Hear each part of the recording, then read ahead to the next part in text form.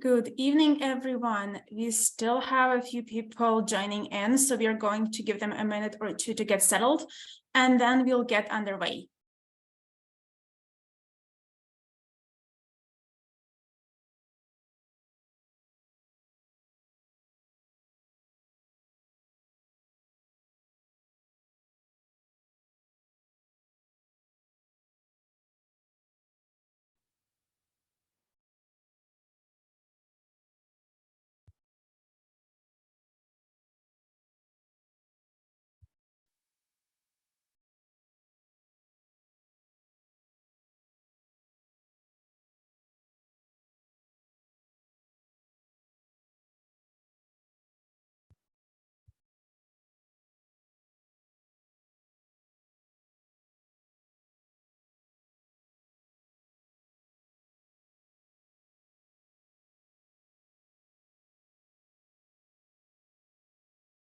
Welcome, everyone.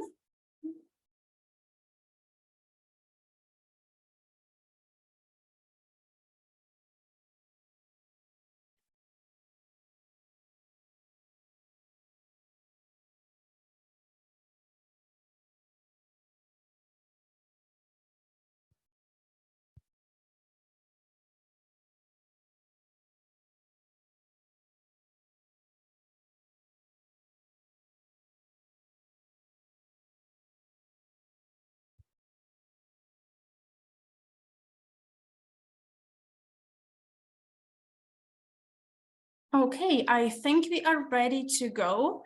Thank you all for joining us for today's webinar, Great Horned Owl Research in Saskatchewan.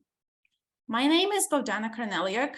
I am the Donor Relations and Engagement Officer in the Saskatchewan region for the Nature Conservancy of Canada, and I will be your moderator today.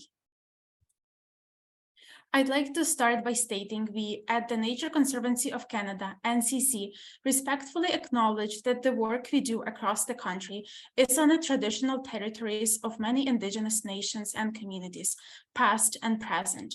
For a millennia, they have worked to protect these landscapes and the life these areas sustain.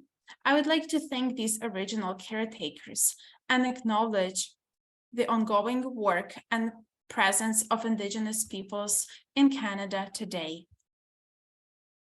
The Nature Conservancy of Canada, NCC, is a national charity and Canada's leading not-for-profit private land conservation organization working to protect our most important natural areas and the species they sustain.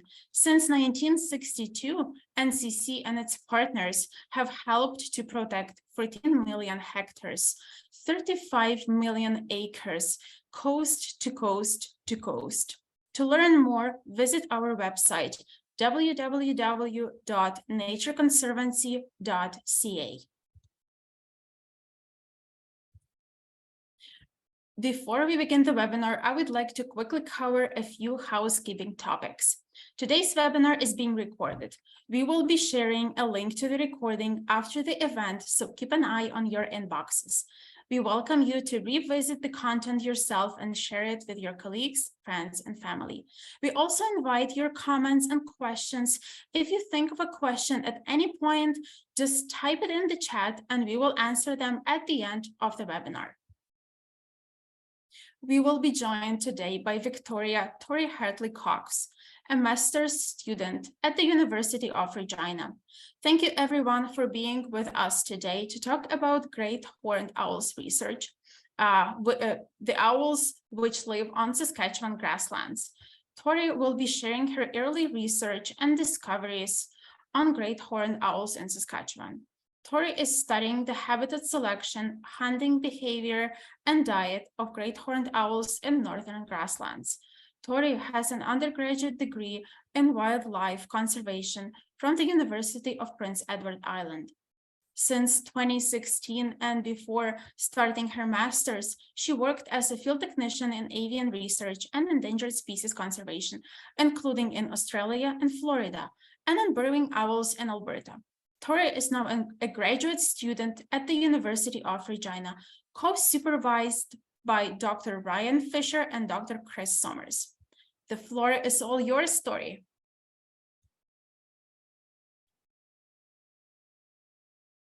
Hi, everyone.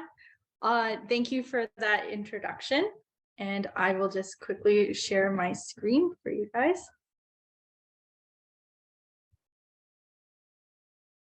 Okay, so hopefully you can see this.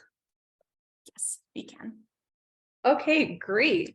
So yes, thank you for that introduction. I'm Tory, and my research is on great horned owls, a human-tolerant species thriving in an altered grassland environment. So I'm sure we're all familiar with what a great horned owl is, but I thought I would go over some interesting facts about them to kind of set the stage for my research. So the great horned owl is actually the largest owl in North America based on weight and their relative height. So they are between 3 to 4 pounds or 18 to 25 inches tall, which is both heavier and larger than a snowy owl. They also have a wingspan of 4 feet to 4 feet 6 inches, with females being larger than the males. And this is actually relatively a short wingspan for such a heavy bird. So they have considerably shorter, broader wings in comparison to many other raptor species. So their iconic horns are actually not their ears or have anything to do with hearing. It is actually used in visual communication between individual owls. And their talons are zygodactyl, which means they have 2 toes in the front and 2 in the back. And they have this configuration so it's easier for them to grasp their prey. And each talon is capable of exerting up to 750 psi, or about 6 times the strength of a human's grip. And if you were to try to pry open one of their toes, you would have to exert almost 30 pounds of pressure in order to open their talons, which is about the equivalent of a German Shepherd's bite. So you really don't want to take a handshake with a great horned owl, which I have unfortunately had the pleasure of doing. So my screen has managed to freeze a little bit. So one moment, please. Sorry.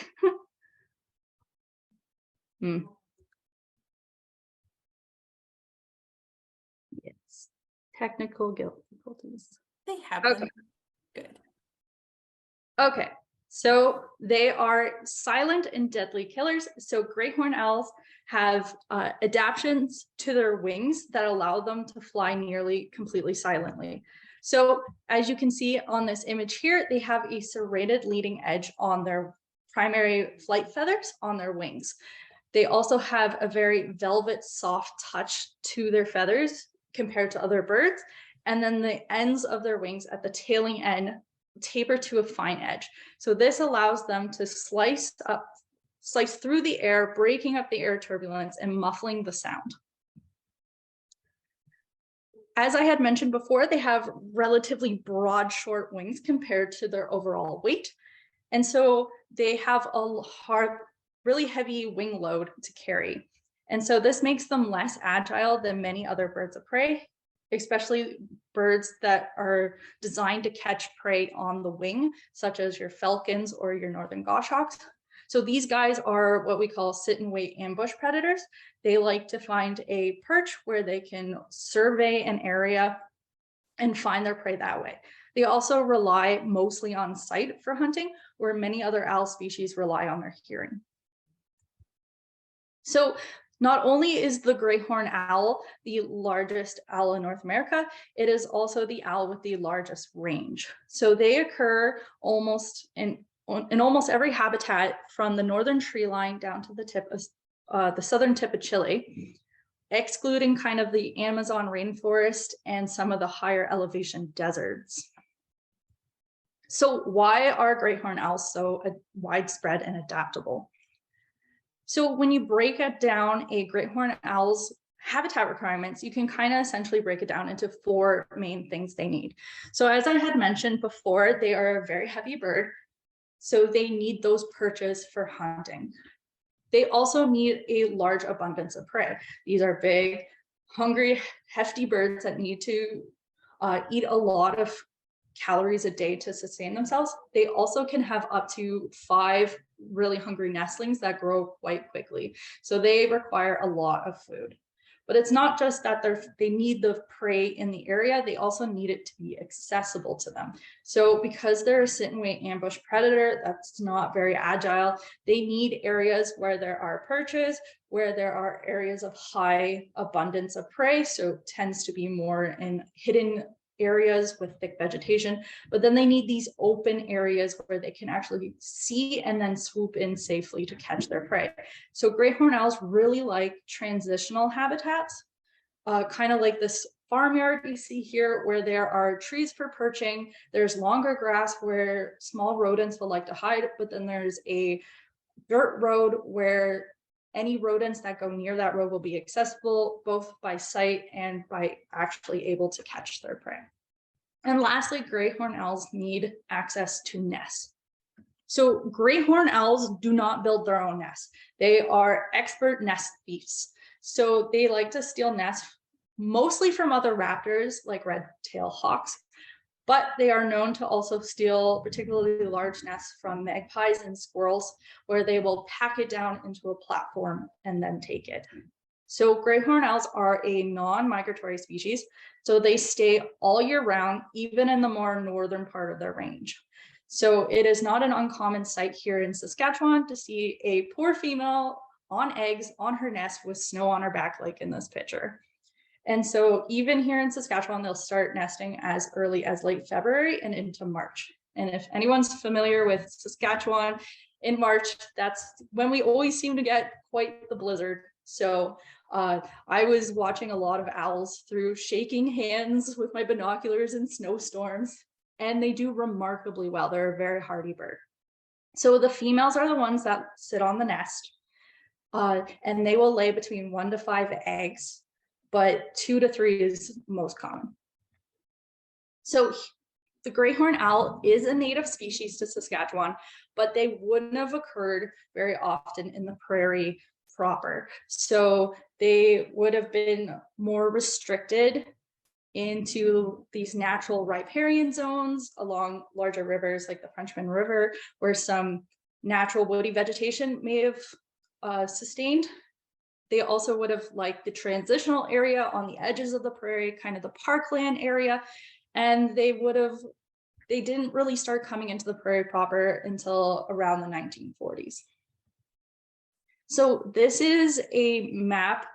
It's a little outdated. This is from 2008, but it's using the Breeding Bird Survey data to show the distribution and percent change in habit or in population of great horned owls in North America. So the most important part is the zoomed in part here, which is looking at the mixed grass prairies in southern Alberta and Saskatchewan. And so that's that area in blue. So the blue signifies a greater than 1.5% growth per year in the population of great horned owls. So as you can see, this area is even today expanding still. So the changes that started after European settlement that really jump-started the habitat change that great horned owls are able to take advantage of occurred in 3 distinct waves. So the first was that hunting and trapping removed large mammals from the prairies, including the plains bison. The second was that large areas of land were leased for cattle grazing, which further altered the grassland environment due to key differences between grazing patterns and intensities between domestic cattle and the wild plains bison. And the third was that large areas of land were converted then for agricultural purposes, which also brought in the building of barns and homesteads, the planting of shelter belts and trees around people's homes. That also allowed hunting structures and nesting platforms for the great horned owl to start moving into the prairies. But these changes in land conversion has significantly slowed within the 20th and 21st century. So the modern changes that are continuing to allow the great horned owl to increase even into 2022 is the continuation of fire suppression. So naturally, the prairie ecosystem in part was maintained by large grazing animals and from natural fire cycles. And when we, like European settlers, came and suppressed those fires, we allowed these natural woody areas around the riparian zones and the edges of the prairies to start creeping back into the prairies unchecked, as well as the unnatural planted trees and shrubs and along people's homesteads that are now allowed to also spread out. We've also increased the building of anthropogenic structures like power lines and fence posts and other types of buildings that great horned owls love.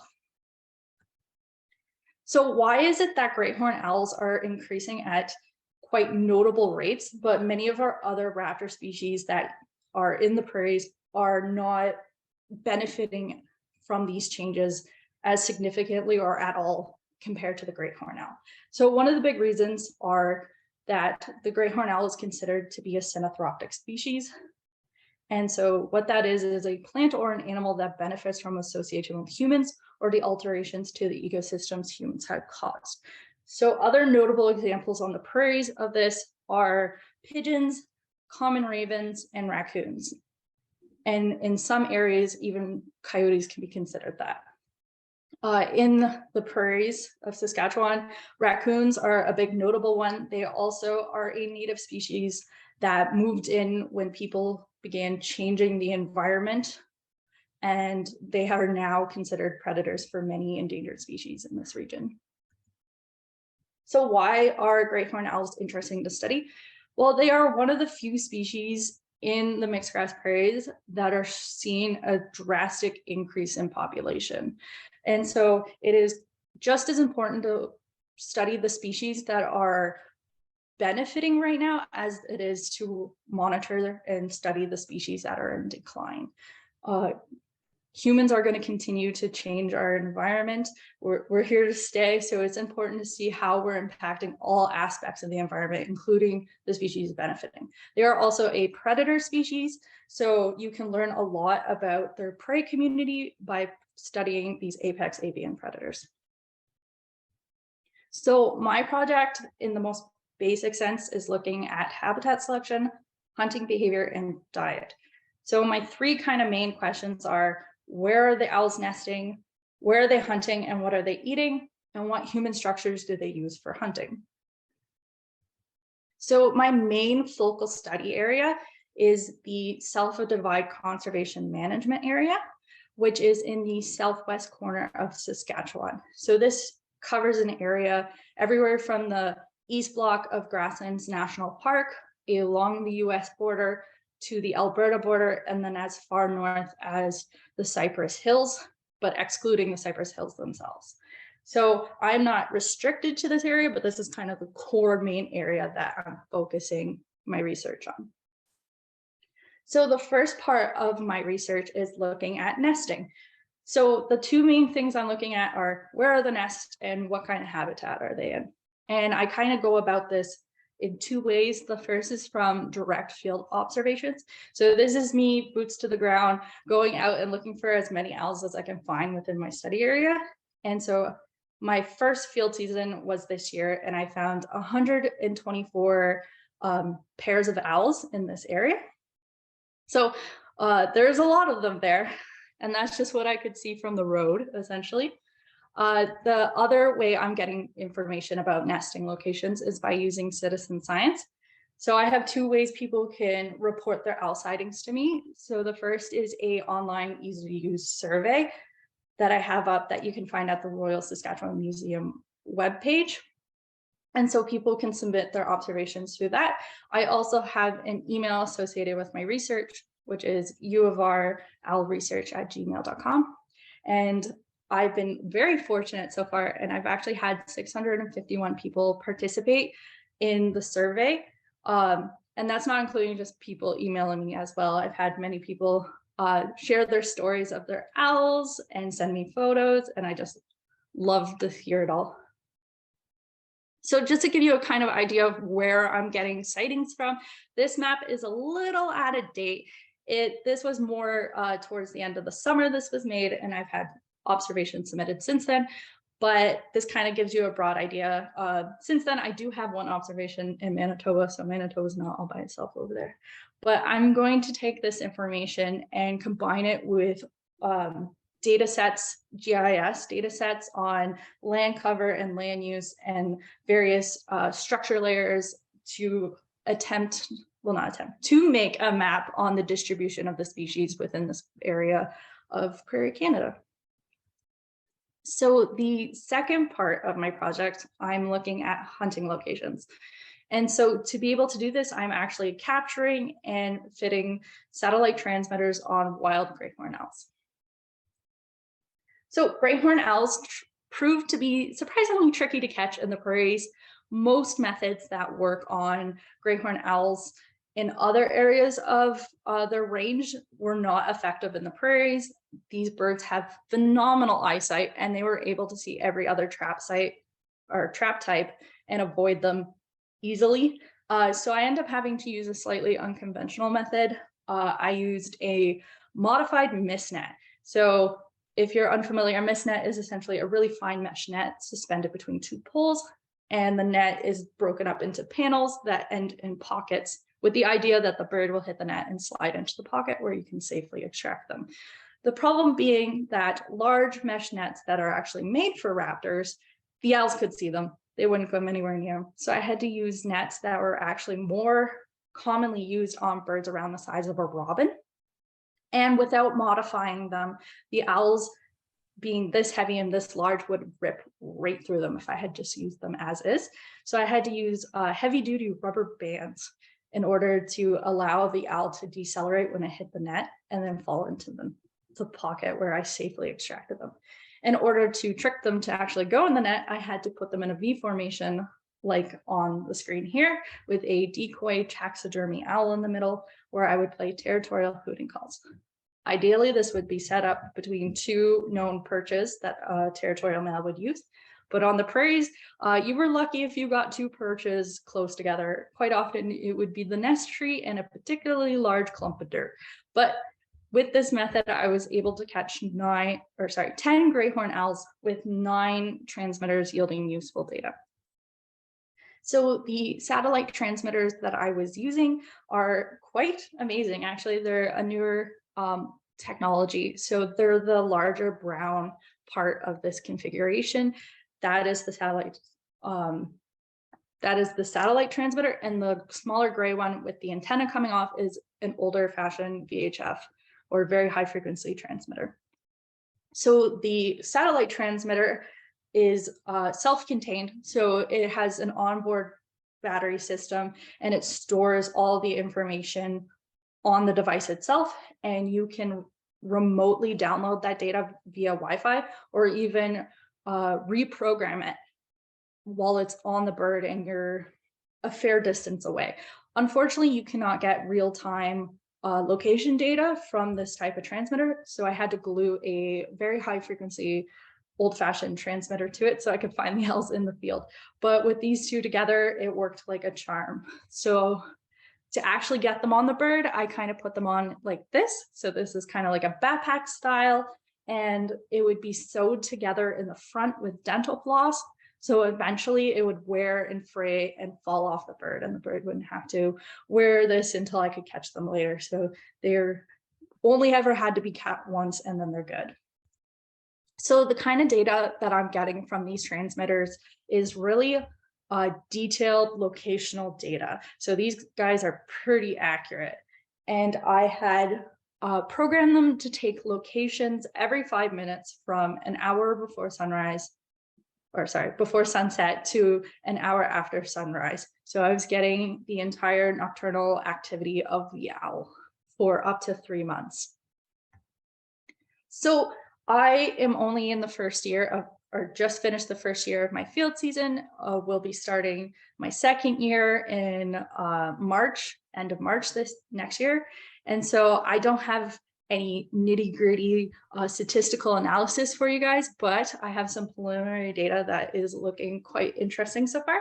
So this is 2 female owls to compare. So the one on the left is a female within more of a native prairie environment, where the female on the right is in a shelter belt between two crop fields. So just at a quick glance, you can tell that the female in the native prairie travels a lot further away from her nest than the female in the cropland. So the female in the cropland kind of has just like 3 locations she repeatedly goes to get food at night, and then she's back at her nest and she spends the rest of her time around there. Where the female in the grassland has to travel quite large distances to actually get food for her nestlings. So another interesting thing when looking specifically at the grassland or the native prairie birds was that they overall move a lot more than the birds in cropland, but even amongst the grassland native prairie birds, they move a lot more the more dry the environment they're in. So this is another look at that female I had shown earlier. She has a territory that is along kind of a meandering river. And so as far as the native grassland environments I was doing my research in, this is a relatively more moist area. So she would move up to 3 kilometers at most from her nest, where this male, he's more in a sagebrush area, so a bit drier than the female's location, and he would travel up to almost 6 kilometers away from his nest. So males do travel a little bit more than females, so that can account for some of the movement, but he still moves a lot more than she did, even accounting for the fact that she is a female and this is a male. And then the third bird in the grassland I looked at is also a male, and he's in the southwest part of the province in a really dry, more arid area. And so he traveled just over 9 kilometers from his nest, which is quite notable. As I had mentioned before, these are very heavy, broad-winged birds. They're non-migratory. This particular male is putting a lot of energy into traveling in order to find food to bring back to his nestlings. So not only is he flying 9 kilometers away, but he's presumably flying 9 kilometers away and then returning with prey to feed his nestlings. So that's a lot of energy going in to feed the same number of nestlings that those other grassland birds were. And then when you compare that to cropland birds that don't have to move very far at all, it's quite amazing to see that they're able to take advantage of these locations in these prairies environments. So this is that female from the grassland again, just a little bit of a different look at her territory. And so to get more specific habitat information based on their perch selection, I would take their territory use area and overlay a grid to it. And each grid cell is 100 meters by 100 meters. And so for each square, I would give it a relative use value. So would determine if it was high use, medium use, low use, or no use. And then I was able to go and take more detailed habitat measurements so I can compare the different use values to see what decision-making processes these owls are actually utilizing. So this is a little bit closer. So this is zoomed into her high use areas. So as you can see, there's this tiny little pocket of trees in the middle of the prairies, essentially. And so this female spends majority of her time there. And the red arrow indicates where her nest is. But even though she spends majority of her time in these few little areas, she's still traveling up to 3 kilometers away to get food to bring back to this location, where you don't quite see that as much in the cropland birds. So one of the things I look at when I look at individual perch locations is that I'm classifying the habitat type. I am doing more detailed vegetation surveys. So I'm looking at what kind of ground cover it is, what height and density the vegetation is. I'm also characterizing the perch itself, how high it is, what type of structure is it in. And then I'm taking extra care to record all anthropogenic structures within the habitat or within the territory. So the third part of my project, I am looking at diet. And so to do this, I am using trail cameras at nests and collecting pellets. So it's important to look at diet because great horned owls are non-discriminatory on what they eat. If something's under a certain size, they will eat it. So they'll eat everything from rabbits and ducks to frogs. Unfortunately, domestic cats if they're small enough. And you can learn a lot about what prey is available and at what relative abundance based on what owls are eating, because they're going to eat things in proportion to what they are in the environment, because they do not discriminate when they eat. So some interesting things I've found based on my trail camera stuff is this poor tiger salamander ended up being a snack for 2 nestlings, unfortunately. Little guy had no chance. I also had this case. So this was a bunch of waterfowl found in a single nest. So there was so many ducks piled in this one nest that I thought there was only 1 nestling, but there was actually 2 other nestlings. They were just piled under all these ducks. So there was 2 coots, 1 shoveler, 2 green wingtails, 1 American widgeon, and 2 pie-billed grebes. And this would have been the effort of only the male and the female collecting probably only over 2 days, because I had visited the nest only a couple days prior to that and there was nothing in it. So as you can see, they are quite the ferocious hunters. So with my project, what I hope to learn is to get a better understanding of a synanthropic species. So great horned owls are a great example of a species moving in and filling the niche, like this new niche that we've created in an environment that would have been unsuitable to them prior. There's also a lot you can learn that can aid species at risk conservation. Great horned owls are quite literally eating away certain species in the prairies. Anything under a certain size, they will not discriminate against. So a lot can be learned from that. And also just generally what prey are in areas and at what abundance and how are they distributed. Because I'm looking at multiple different habitat types within the mixed grass prairies. We can really see how these ecosystems are functioning at that level.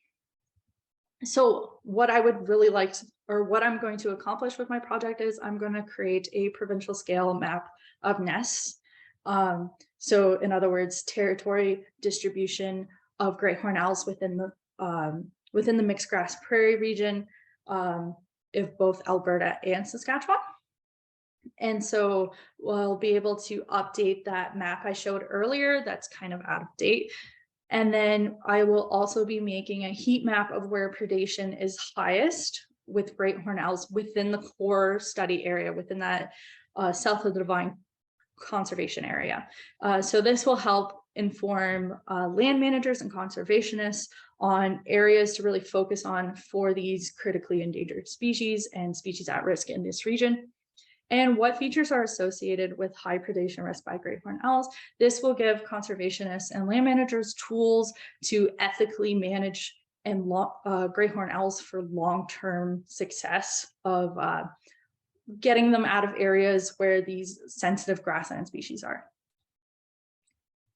So yeah, so that is my project so far. And if anyone has questions, I would love to hear them.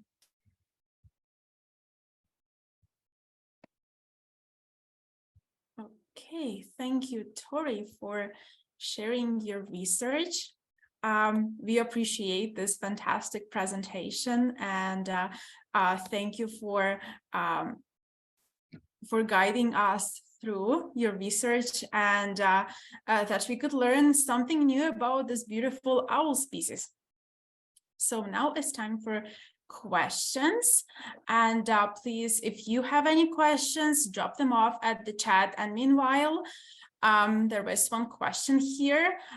So as it was shown on the map, the owls could be spotted at NCC's Old Man on His Back property. So whenever someone goes owl watching, what precautions they have to take?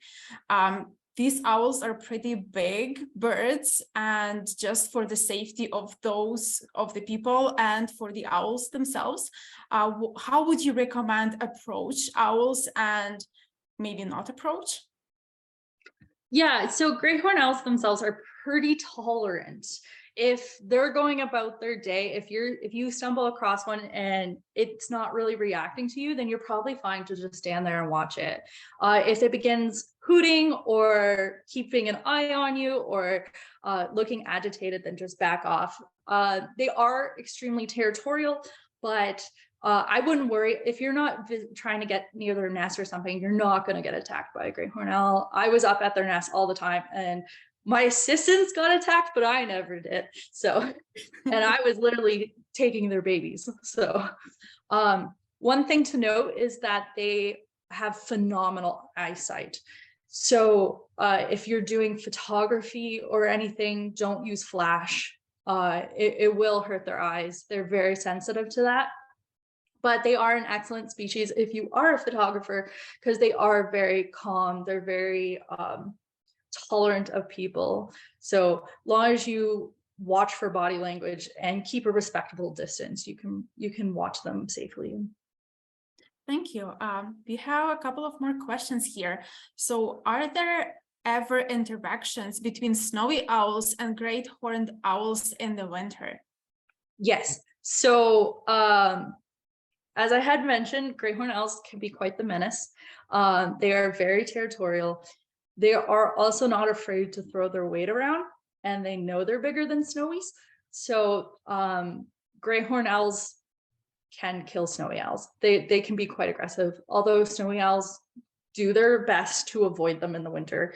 There is actually a study in Saskatchewan where they put transmitters on female snowy owls, and they will avoid areas that either they know has a snowy owl, but even areas they think could have areas they know have a great horned owl, or areas they think a great horned owl will be. So snowies know they'll avoid them. So.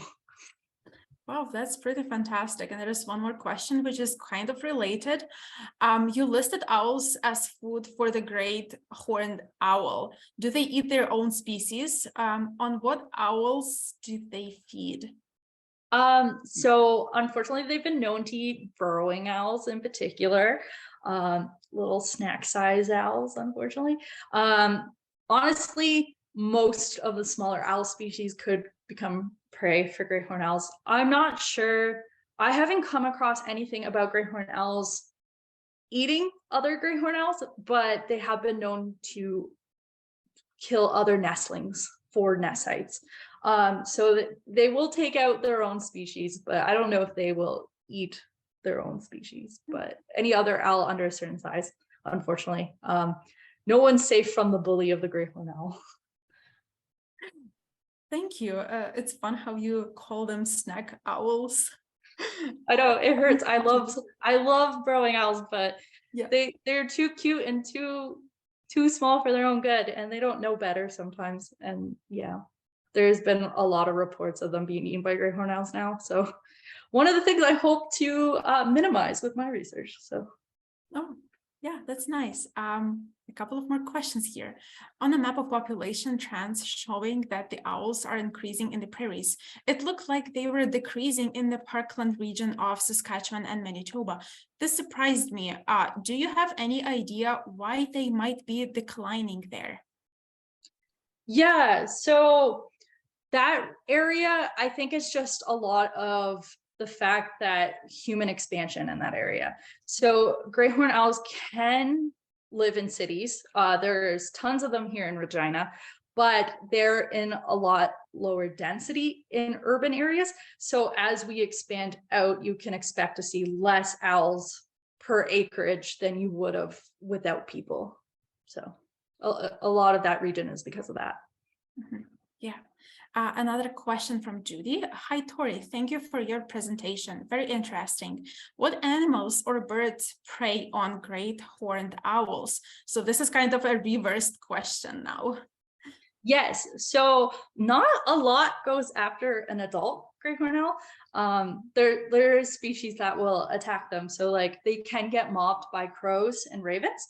So that's a potential risk for an adult great horned owl. Most things that are going to get a great horned owl are going to get them while they're nestlings.